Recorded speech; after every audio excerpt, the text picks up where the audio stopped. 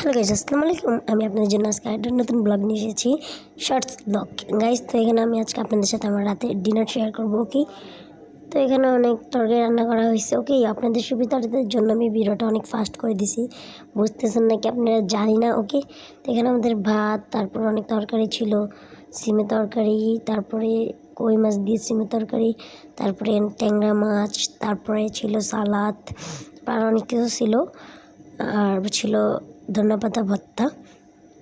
এখন আমি ধনেপাতা ভর্তা দিয়ে প্রথম ভাতটাকে নিতেছি। সালাদ দিয়ে ভাতটা খেতে খুব মজা লাগতেছিল। ধনিয়া পাতা ভর্তাটা ঝাল হয়েছিল। দেখেন, এখানে আমরা প্রথমে ফার্স্টে ভর্তা দিয়ে খাচ্ছি, পরে আমরা তরকারি দিয়ে খাবো এক একটা।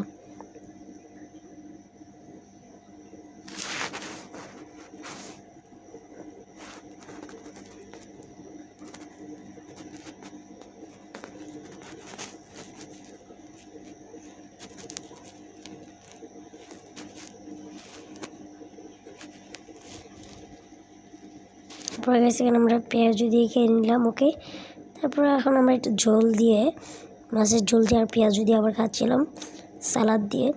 সবগুলোর সাথে সালাদ মিক্স করে খেতে অনেক মজা লাগতেছিল। তারপরে এখন আমরা তরকারিটা ঢেলে নিই, এটা দিয়ে খেয়ে নেব। আলু দিয়ে খেয়ে দেখতেছিলাম, মজাই লাগতেছিল অনেক।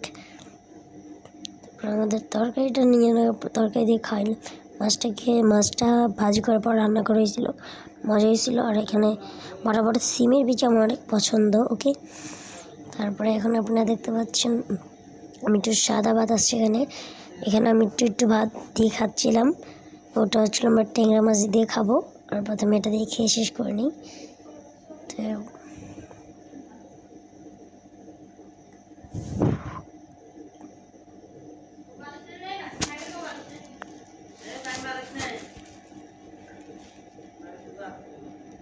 তারপরে সেখানে আমাদের ট্যাংরা মাছ দিয়ে খেলাম, ট্যাংরা মাছের ঝোল দিয়ে, অনেক মজা ছিল।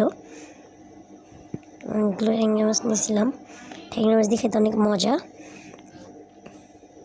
ওখানে ঝোল আছে, ট্যাংরা মাছ অনেক ঝোল হয়েছিল, ঝোলগুলো দিয়ে খেয়ে নিতেছিলাম, মাখা ঝোল, মজাই।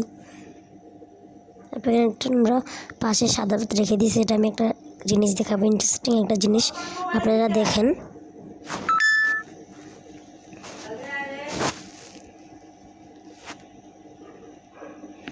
মাছের মাথা যে ছিল, কয়েকটা মাছের মাথাগুলো চাবিয়ে খাচ্ছিলাম, মজা ছিল।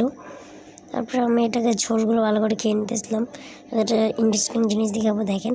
এখানে ছিল অনেকগুলো ছাল্লাদের ঝোল, অল্প কিছু সালাদের ঝোল দিয়ে ভাত খেতে মজা লাগে।